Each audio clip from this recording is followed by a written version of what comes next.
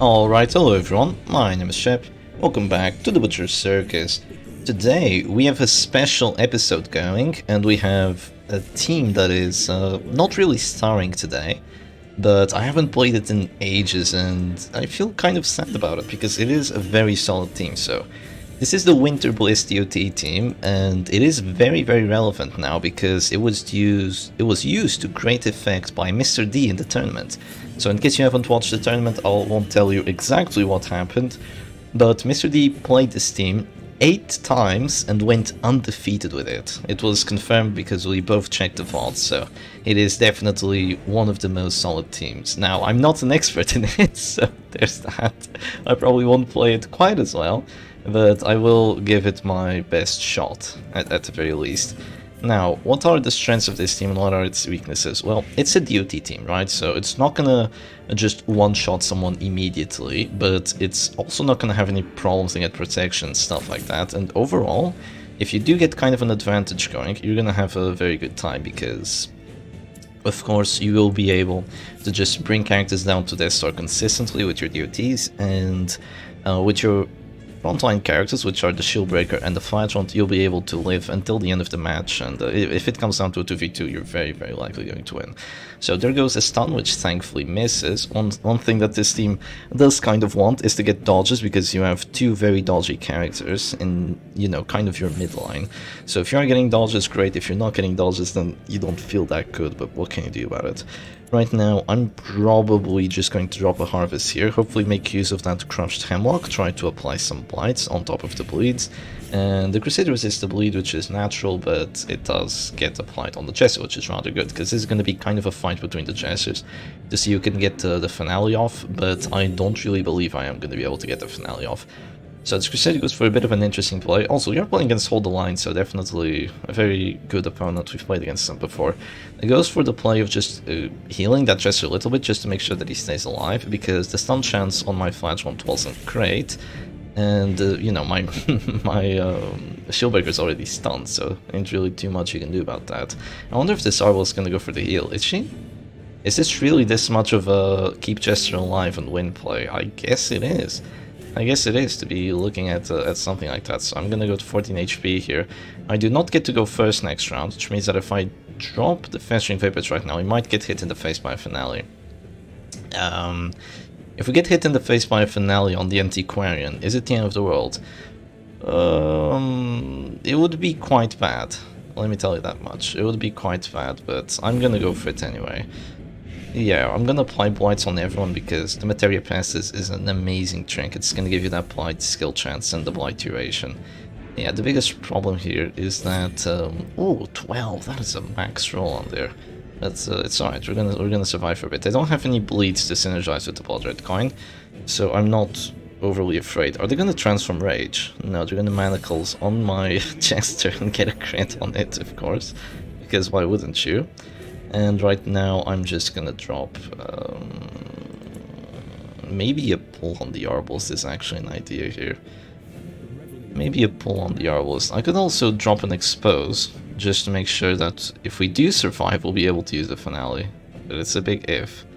It's not too likely that we do survive here, but yeah, I'm gonna use the Expose here on the Jester. So if we do manage to survive to round 4, we'll be able to drop Finale on him, but you shouldn't really expect that to happen too much when you're playing against a control team like what Hold the Line is actually playing here, so it's really not the greatest matchup for us. We get hit down to 2 HP, so we're not quite at the store, so we don't really have to go for the ability right now.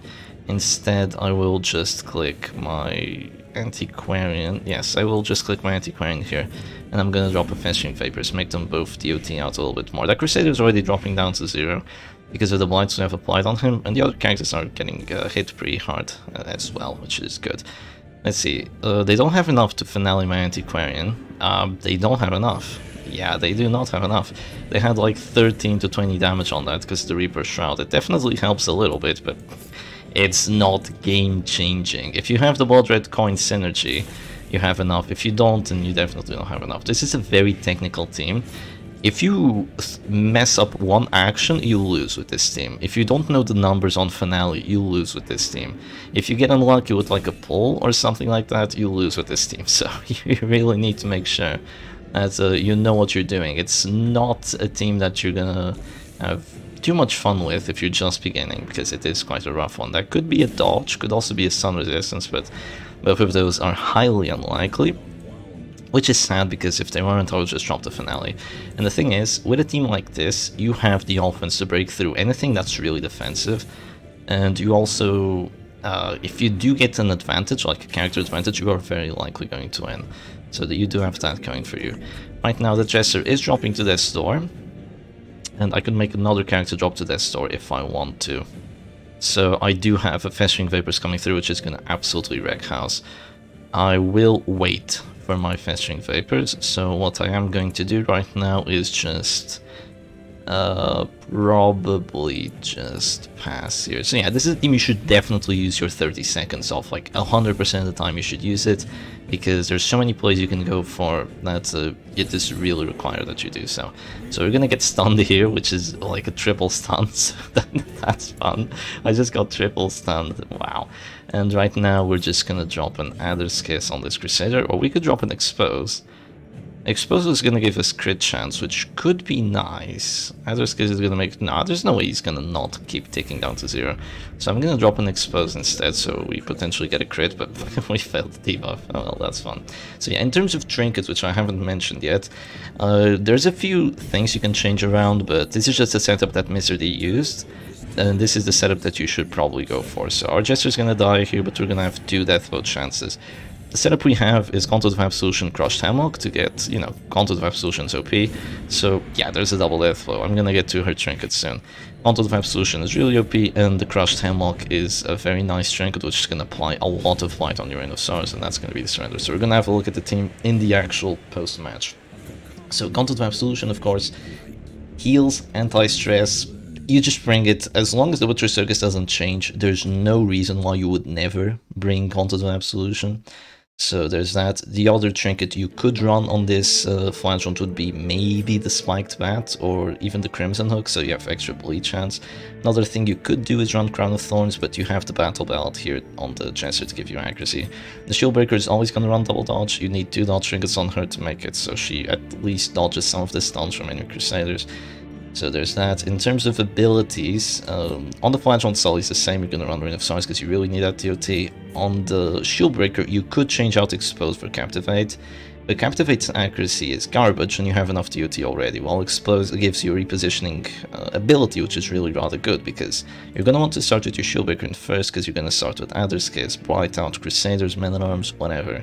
And if they do pull your Jester, at the very least you'll have Expose, so your Flagellant can go back to a position where he can actually act, apply DOT, and you're gonna get probably an early finale play. Speaking of the Jester, he's also gonna run Crushed Hemlock, which you could run something different. You could run the Blood Red Coin, and I do think that this is good, but if you want to run Blood Red Coin, you will probably have to run Spiked Bat as well, because you will want to have that bleed chance confirmed, so you actually get the extra damage from the Blood Red Coin. It's going to make it so your Harvest actually applies those bleeds, and that plus damage and accuracy versus bleeding is amazing, because you go for a Dirk Stab. Accuracy on Dirk Stab is really bad, even with Battle Ballad.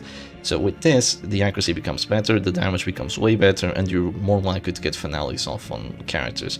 So you need to learn the finale damage numbers with the different buffs, with and without Blood Red Coin. It impacts the finale numbers way more than the Reaper Shroud does, because this is only 15% while this is 25%. So you do have that going through. You could also run Finisher on the Jester, but I honestly feel like having him just do DOT and having the Antiquarian be the finisher character is way better, because she has Materia Pestis, so in case these characters are getting focused down too hard, the Antiquarian will be able to just completely eviscerate the enemy team, because Festering Vapors with extra Blight duration just means that after like 3 rounds of using this, like maybe even just 2 rounds, the enemy characters are going to be down so much HP that you'll just get huge, massive lead going by like round 3s to 4. So Mark teams get their power spike by like round 1 at the end, or round 2. These teams get their power spike by like round 3 to 4, as long as you can survive until then. You're going to have Rejuvenating Vapors, which you saw me use, which is very important, and it's also another of the reasons why this team really needs to pick its actions carefully, because this is basically your only healing ability apart from the Crusader's big heals. And if your opponent is smart, I mean the flash ones, if your opponent is smart, they're not going to let you activate these heals. So this is basically the most healing action you're going to have. And why it's so good is because you just drop it once, and each and every time your characters drop to death star, which they likely will be, you are just able to use it. Now, since she's also your finisher character, she is the character you have to keep alive at all costs. You can use Protect Me, you can use abilities to try and disrupt your opponent from killing her, but if she's alive and your opponents are starting to drop to 0, at that point you're winning, because Festering Vapors, as you saw, just got a double 50% death round. At that point it was beyond completely over. So this team has a really good matchup against a lot of teams. It also has bad matchups, but overall it's going to do well against any kind of slow stress team. So if you want to beat immortal teams, this is what you want to do. It's also going to do well against double stun because it has regen and dodge. So with regen and dodge you can kind of get away fighting against Crusaders with just double stun and no extra accuracy, because without the extra accuracy they're probably not even gonna land the hits, and with the regen you're just gonna be getting like action on top of action. Since they don't have big heals, the double stun teams usually don't have big heals, apart from Vestal, but even her big heal is not like ginormous, so you're just going to be applying so much CO2, you're going to be crushing them. The only things that you're really going to have a hard time against are a lot of like tier riposts. That could be rough, but then again you still have Reign of Sorrows, which is pretty good at breaking through that. Harvest is also nice, and you're probably going to have enough time and enough actions to counteract those riposts by just applying so much freaking DOT, and then you just go for death blows and the characters can't riposte you anymore when they're dead, right? But what you're going to have a hard time against with this is probably something like Shep Stress, because really aggressive mark teams, like really aggressive stress teams, are going to do well, because you have enough DOT to, by like round 4, bring them all to 0, but by that point the Flagellum is going to be healing the Abomination up, and then it's going to be kind of a 2v4, but they've already applied like 600 stress on your side by that point. So it is going to be quite rough for you to win. Another thing that you're going to have a hard time against is maybe something like the Goliath comp, if they do get to go first and do apply their battle belt. So against accuracy buffs you're going to have kind of a rough time, because they're just going to hit everything despite your relatively little dodge. So it's kind of a dodge team, also kind of not really. It's not like you're running Bolster and Invigorating Vapors, but you do get to make use of that very decent dodge. Of course, if your Shieldbreaker is in danger, you can also use Serpent Sway.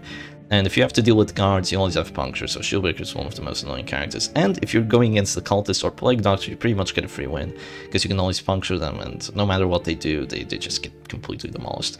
So anyway, hope you enjoyed that showcase. It is definitely a very solid team, and do give it a try. Keep in mind it has its weaknesses, also has its strengths, and it's probably not going to work out for the first few matches, but if you keep practicing it, you can go 8-0 undefeated on a competitive tourney, like Mr. D did. So anyway, hope you all enjoyed the vid, and I'll see you again another time. Cheers.